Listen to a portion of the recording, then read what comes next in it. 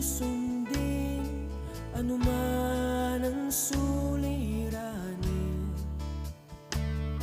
Lahat ay aking kakayanin, pagkat ikaw ay kapiling. Subukin man ng panahon, mananatili sa'yo, Panginoon.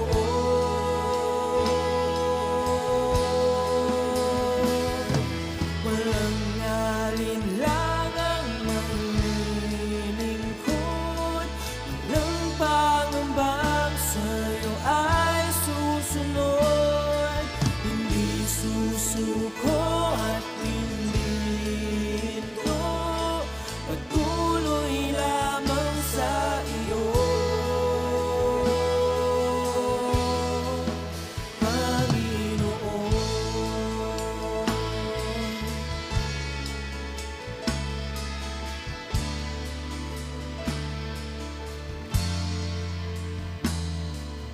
Ikaw ang aking paglilingkuran, kahit saan dalhin. Ikaw ay lagi kung susundin anuman ang suliranin. Lahat ay aking kakayanin, pagkat ikaw ay kapiling. Subukin man ng panahon, mananatili sa'yo, Panginoon.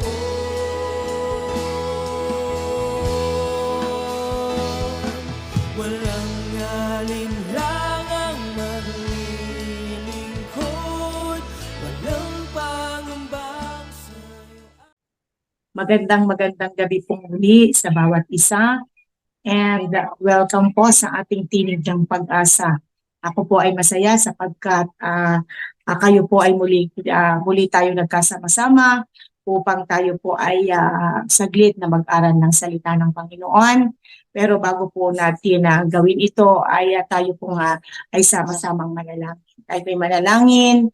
Amang Diyos na makapangyarihan sa lahat, sa pangalan po ng iyong anak Jesucristo, sa pakikipag-isa po ng iyong banal na Espiritu, kami po ay nagpapasalamat sa gabing ito sapagkat muli kami po ay pinagsama-sama mo sa iisang layunin, sa isang mithiin upang papurihan itaas ang iyong makapangyarihang pangalan. Marami pong salamat, O Diyos, sapagkat patuloy mong binibigyan kami ng karunungan, kaalaman, upang lagi kami, Panginoong, depende sa iyong mga salita, sa iyong kapangyarihan, sa presensya mo, at sa manifestation ng iyong banal na Espiritu. Kami po ay iyong gabayan, kami po ay iyong tulungan, upang lagi naming magawa ang iyong kalooban. At Lord, tunay nga sa lahat ng aming mga battles sa buhay, trials, at mga challenges, O God, Lord, na andoon ka para kami sa iyo lang tumingin, para lagi namin pong maipanalo ang laban sapagkat kasama ka namin, O God. Marami pong salamat. Ngayon pa lamang, O Diyos, ang lahat po ng mga nanonood, nakikinig, sumusubaybay, O Diyos, sa programang ito. Lord, tunay nga po, Panginoon, ano man ang sitwasyon nila, inabot mo na po sila, at ang lahat po ng kahilingin nila ay binigyan mo po ng katugunan. Marami pong salamat, O Diyos, sa iyong pag-ibig, sa iyong kapangyarihan, at sa iyo, Panginoong, pagpili sa bawat isa sa amin upang masunod at sundin ang iyong kalooban. Marami pong salamat, O Diyos. Ang lahat po ng bagay ay pinagkakatiwala namin sa pangalan ni Jesus. Ito pang dalangin naming lahat, O God, ng maipasasalamat. Amen and amen.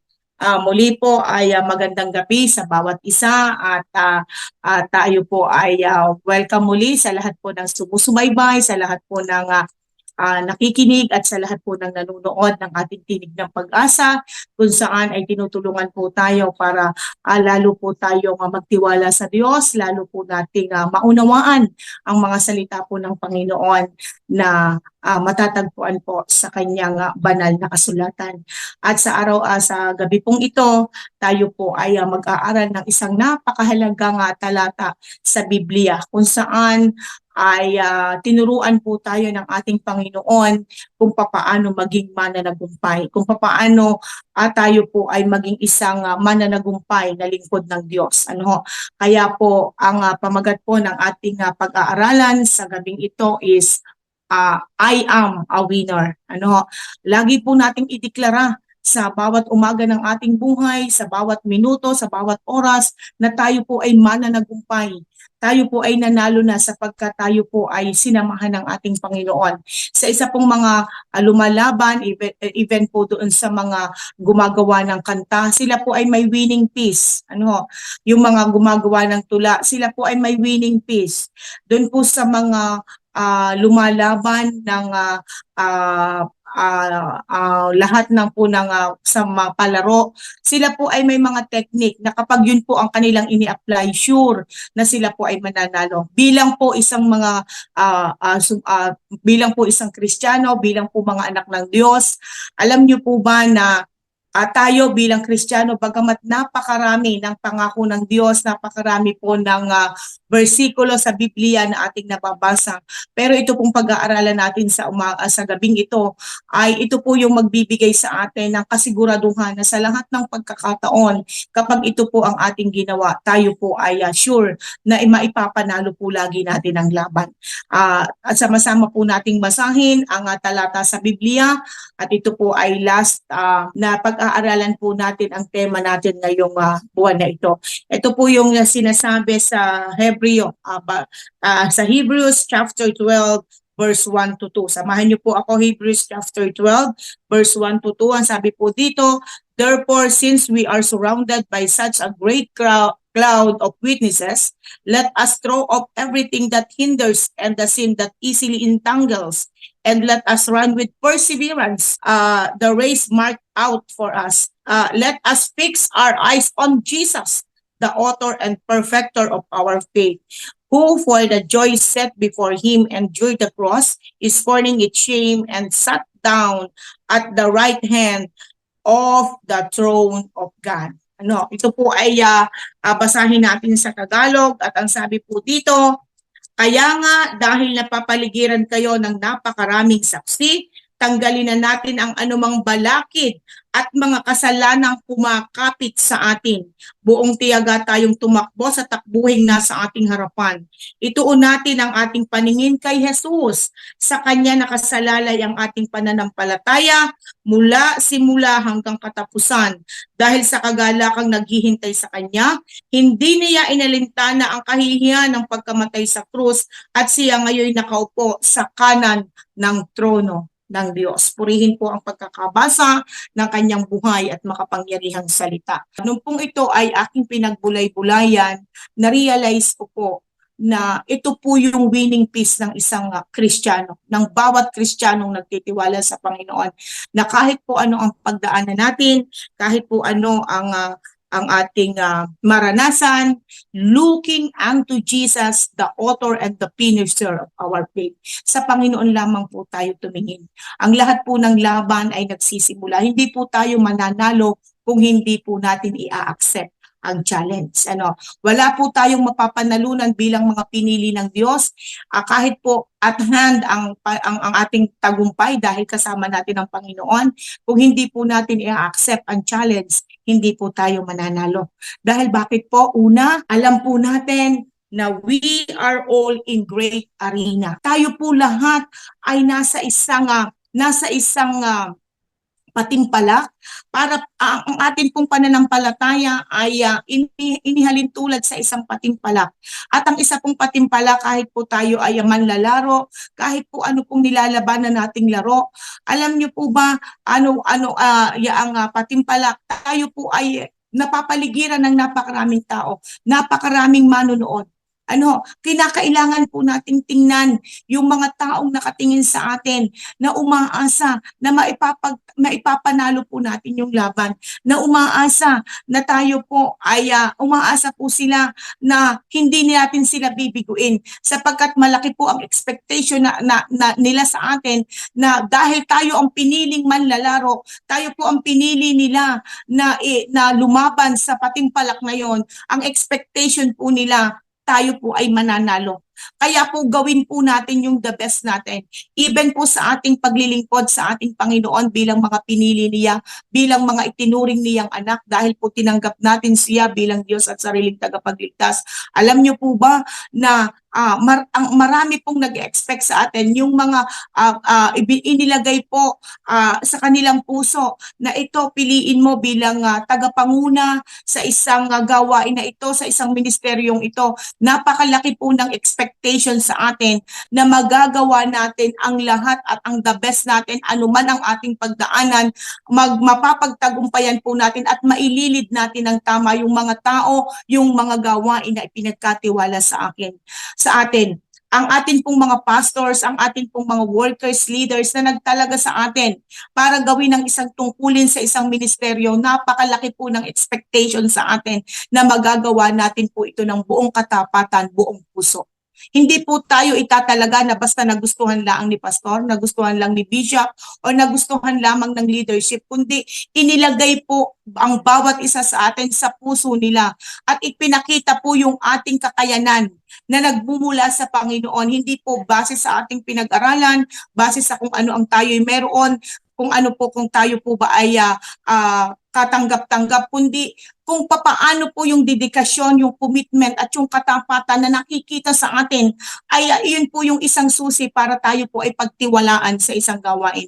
Kaya po, ang expectation po ng lahat, magagawa po natin ng mabuong katapatan, buong puso, ang gawain ipinagkatiwala sa atin. Bilang po, sa mundo po bilang isang manlalaro, hindi po lahat ng nakatingin sa atin, hindi po lahat ng mga nanonood sa atin ay mag-cheer sa atin. Lahat po ini-scrutinize tayo, sinisiyasa tayo. Anong kakayanan nito? Kanya-kanyang manok po yan. Pero po sa atin, tayo po ay hindi manok na hindi po tayo ito yung akin, ito. No, tayo po ay nagkakaisa na gawin ang kalooban ng Lord.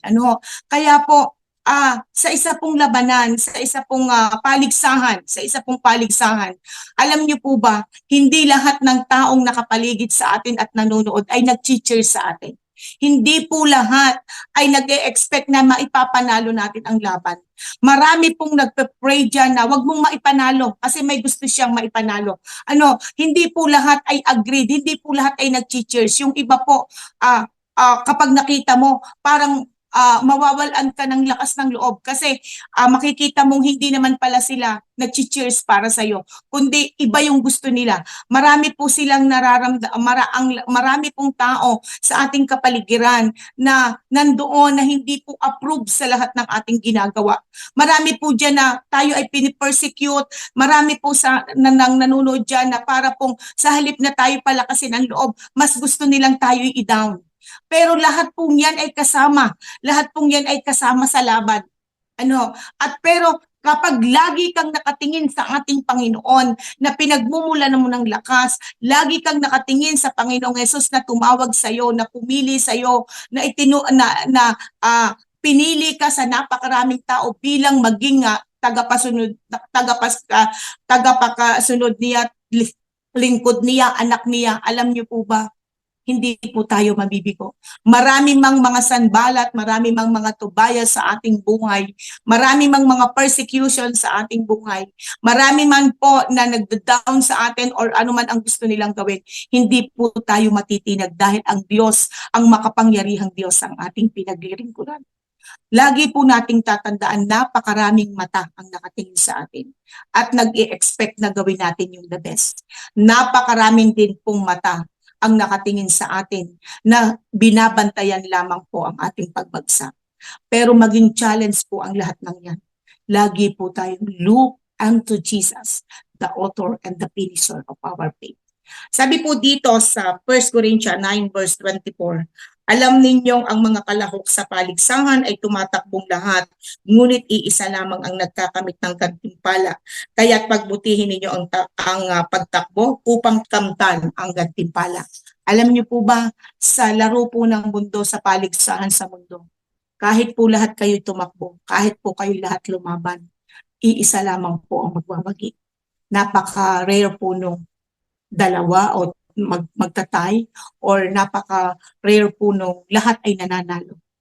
iisa lang po lagi ang pinipiling panalo at winner. Pero kapag po sa Panginoon, hindi po ganon. Ang mananatiling tapat hanggang wakas, lahat po naliligtas. Ibig sabihin po, ang laban po natin sa Panginoon, ang laban po natin bilang mga lingkod ng Diyos, bilang mga kawal ng Diyos, kapag nanatili po tayong tapat hanggang sa pagdating ng ating Panginoon, lahat po tayo panalo. Lahat po tayo winner. Ano, kaya po lagi po nating tatandaan sa laban po ng ating buhay, we are all in great arena. Napakarami po nang nakatingin sa atin at nag-e-expect na gawin po natin yung the best. Kaya po kahit po anong maraming challenges, fight the good fight of faith. Dahil kasama po natin ang Panginoon. If God is with us, who can be against us?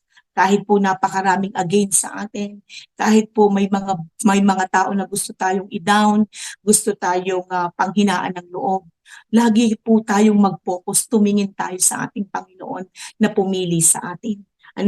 At ang ikalawa po nating dapat gawin para po tayo ay laging makatingin sa kanila na tayo isang mananagumpay, na isang mananalo, at lagi po nating masabing, I am na winner. Lord, dahil anak mo ako, I am a winner. Ang sabi po doon, lay aside all weights. Itabi daw po natin. Ibitang po natin lahat ng mga bagay na nakakapagpabigat sa atin para hindi po tayo makapagpatuloy. Ang isa pong manlalaro, yan po ay nagsasanay. Ang isa pong manlalaro, lahat ng makakahadlang para po sa kanyang paglaban, iniiwasan po niya. Sa paglalaro po, hindi kinakailangan na hindi body, yung katawan mo ay hindi fit. Kinakailangan yung endurance mo, yung tatag mo ay naroon. Kaya po yan ay nagsasanay. Anumang hirap, anumang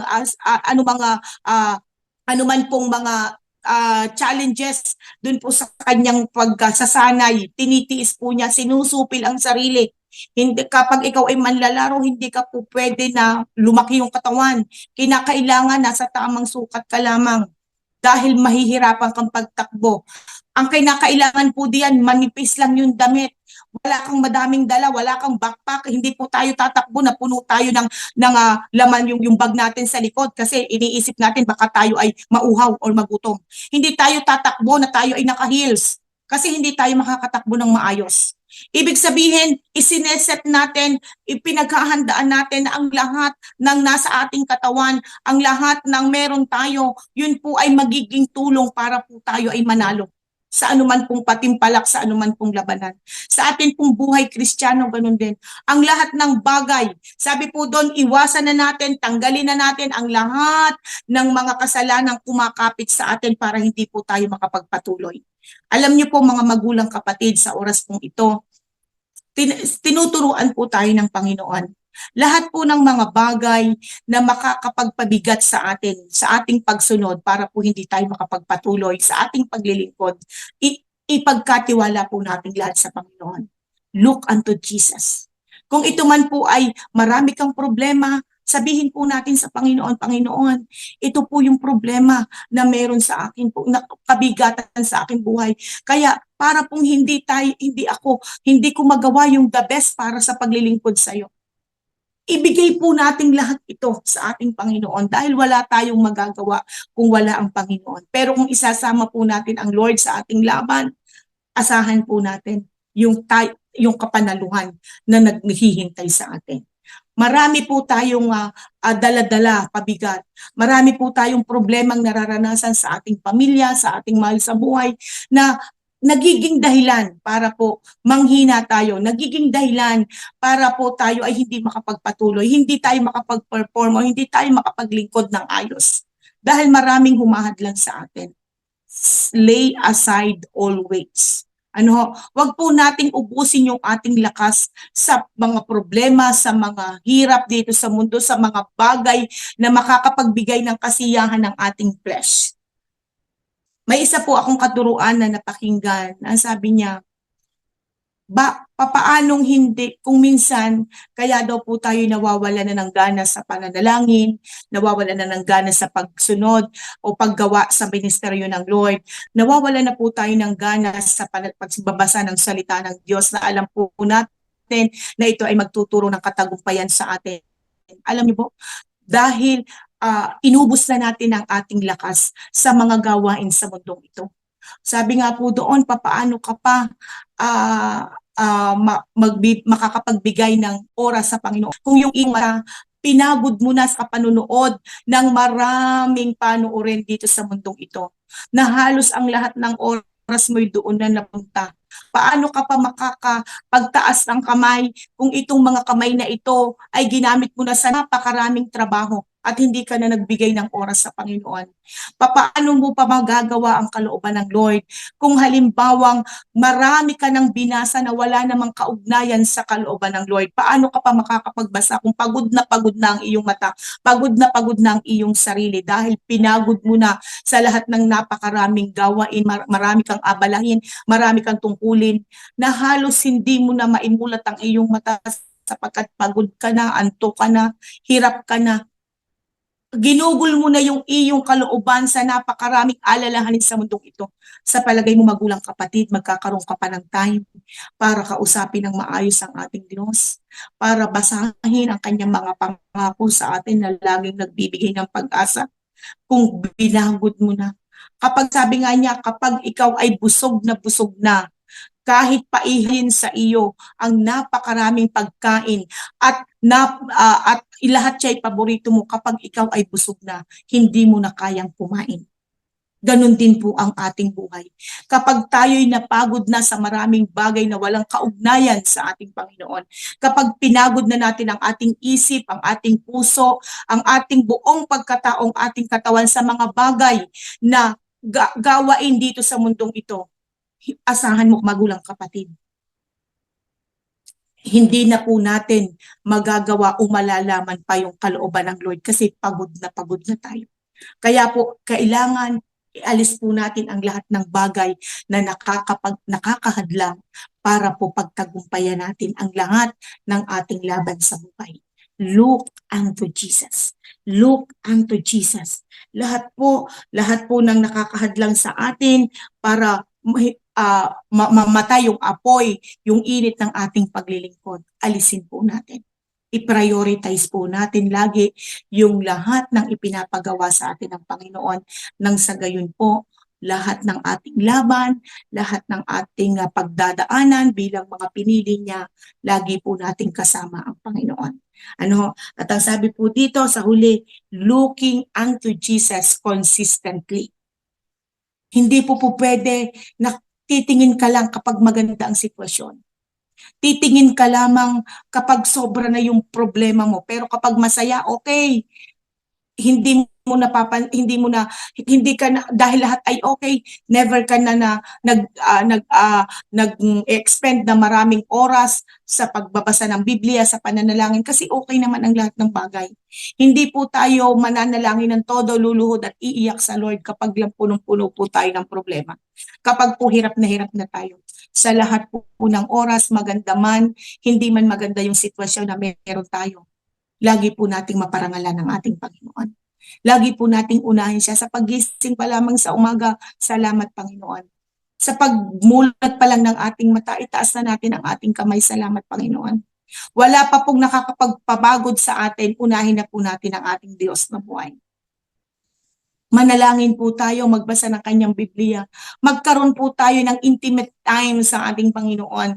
Bago pa po tayo gumawa ng ating mga gawain, bago pa po natin isipin ang marami nating isipin, inisip na po natin ang kabutihan ng Diyos.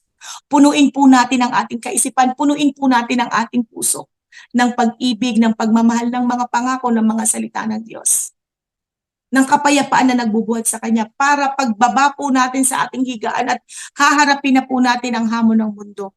Punong-puno po tayo ng sandata. Punong-puno po tayo ng mga bagay na sabi nga po doon, tatalbog lamang sa ating harapan. Kahit paano gaano kabigat ang mga problema, pagsubok na yan, tatalbog lamang yan. Bakit? Dala-dala mo yung presensya ng Diyos. Dala-dala mo yung pangako ng Panginoon? Dala-dala mo po ba yung mga sandata na makakalaban sa lahat ng iyong pagdadaanan? Kahit gaano man po kasukal ang iyong dadaanan, may dala kang gulok para tabatin lahat yan at makadaan ka ng maayos. Ganon din po sa ating buhay. Kapag dala-dala natin ang pangako ng Diyos, ang presensya ng Diyos, ang kapangyarihan ng Diyos, gaano man po kahirap ang ating pagdadaanan, makakaya natin. Kasi alam mo, kasama po ang Panginoon. Looking unto Jesus, the author and the finisher of our faith. Siya, sa Kanya lang po tayo sa Kanya lamang po tayo dapat umasa, sa Kanya lamang po tayo dapat manangan. Ano? Ang sabi po sa 1 Corinthians chapter 9 verse 26 to 27, hindi ako tumatakbo ng walang patutunguhan at hindi ako sumusuntok sa hangin.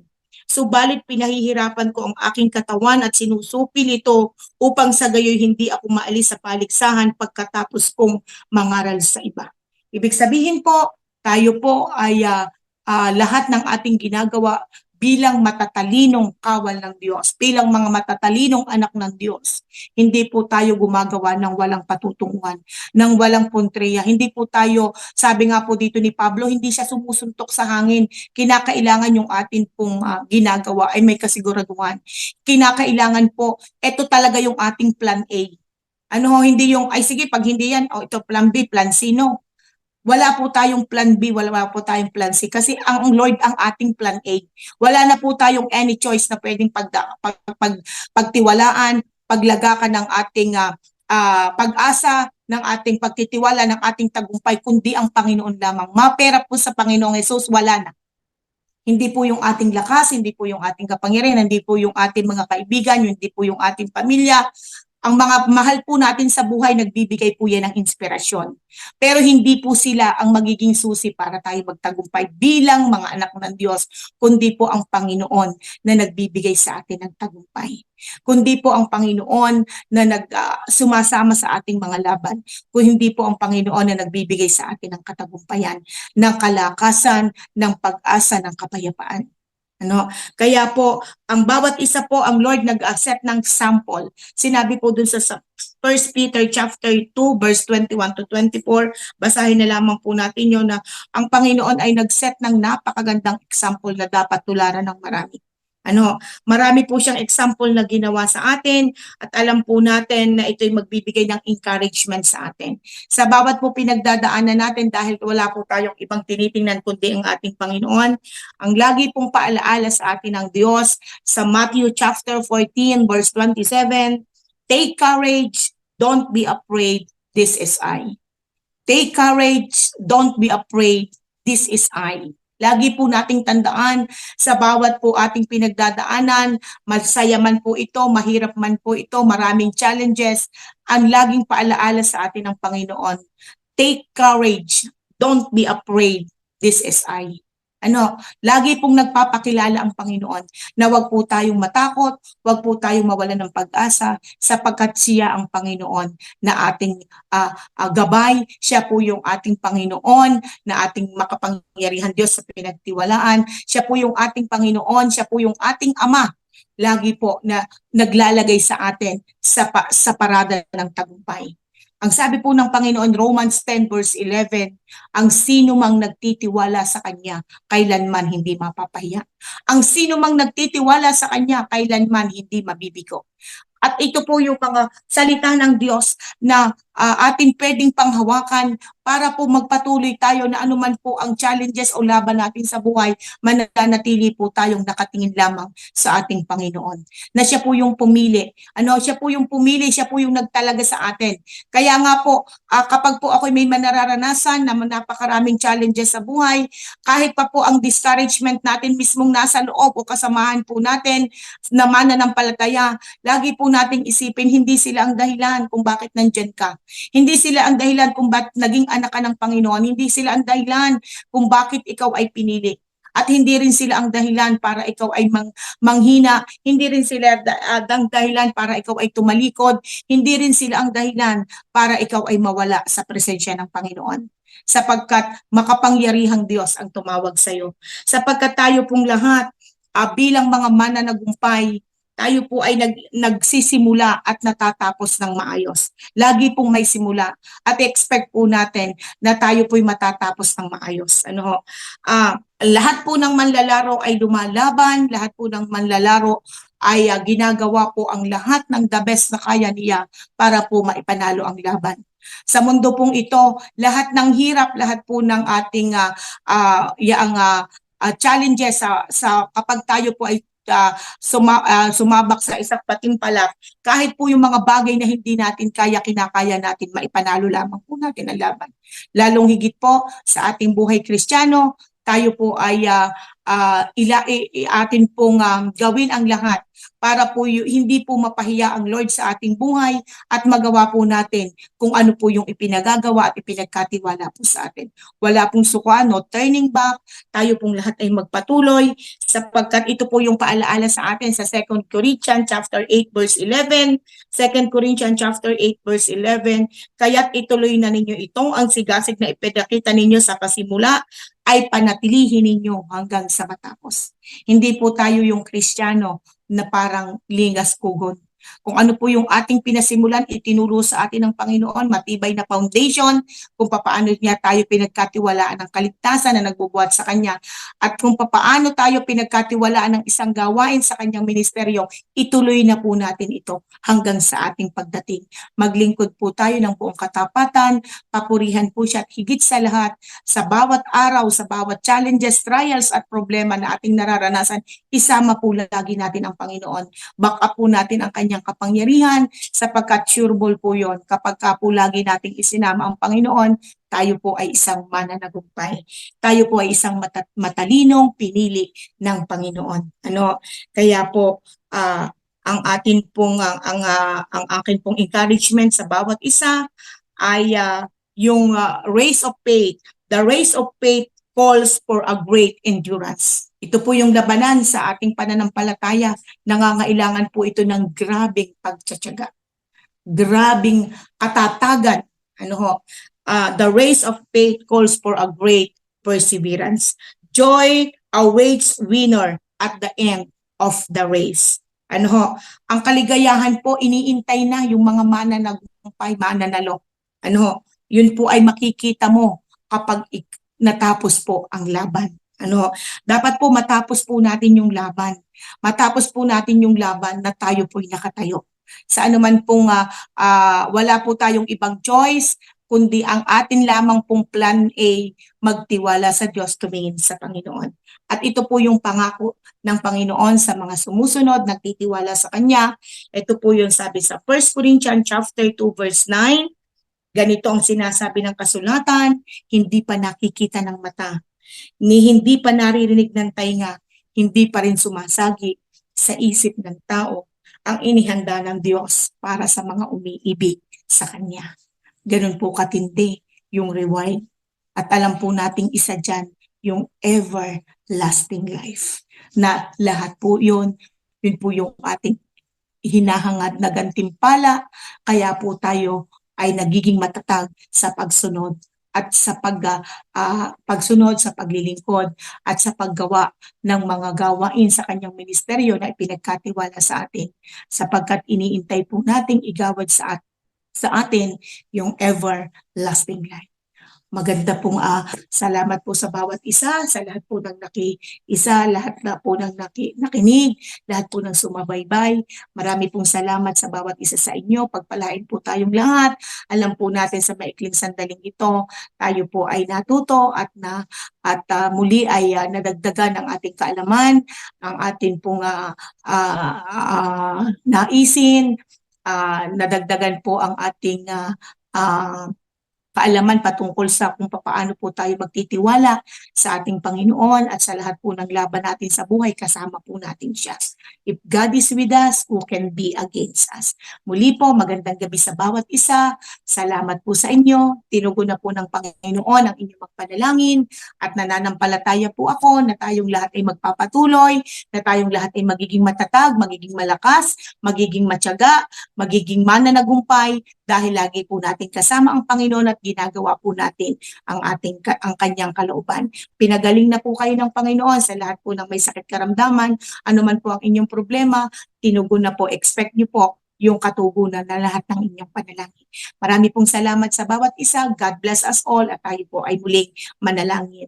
Father God, in the name of Jesus, with the mighty moving of your Holy Spirit, marami pong salamat o Diyos sa lahat ng sumubaybay, lahat ng nanood at nakinig sa programang ito, Tinig ng Pag-asa, kung saan ay nagbibigay ng pag-asa sa bawat isa sa amin at nagbibigay ng pag-asa sa pamamagitan ng iyong mga salita na aming pinag-aaralan.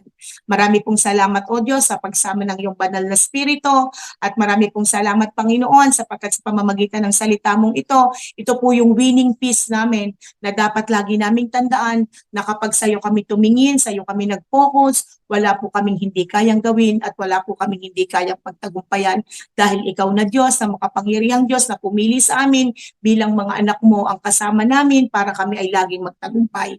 Marami pong salamat, patuloy mo kaming turuan, patuloy mo kaming palakasin at patuloy po kami Panginoon na maging malalim sa iyong mga salita nang sa gayon o Diyos, anuman po ang aming pagdaanan sa aming paglilingkod sa iyo, sa aming pananampalataya na andoon na ikaw ang aming kasapatan, ikaw ang aming backup, ikaw po Panginoon ang aming tanggulan at ikaw ang aming aasahan sa lahat ng bagay. Lord, salamat po sapagkat ipinaalaala mo po sa amin na dapat lang sa iyo kami magtiwala, sa iyo kami tumingin at sa iyo po kami na andun po o Diyos na maging matatag ang aming pananampalataya. Marami pong salamat anuman po ang kahilingan ng mga mahal namin sa buhay, ng mga nanonood, nakikinig at sumusubaybay sa programang ito. Ang lahat pong iyon na iyon ang tinugon at binigyan ng maayos na kasagutan. Marami pong salamat o Diyos. Pinagkakatiwala ko po ang mga lahat ng sumusubaybay sa programang ito sa iyong mga kamay o God. Patuloy mo kaming pagtagumpayin at patuloy naming maipanalo ang araw-araw na laban ng aming buhay. Marami pong salamat o Diyos. Ang lahat pong ito ipinagkakatiwala namin sa iyo. Receive all the highest praises, glory and thanksgiving. In Jesus' name, these things we pray. Amen and amen. And God bless us all. Mananatili sa'yo, Panginoon.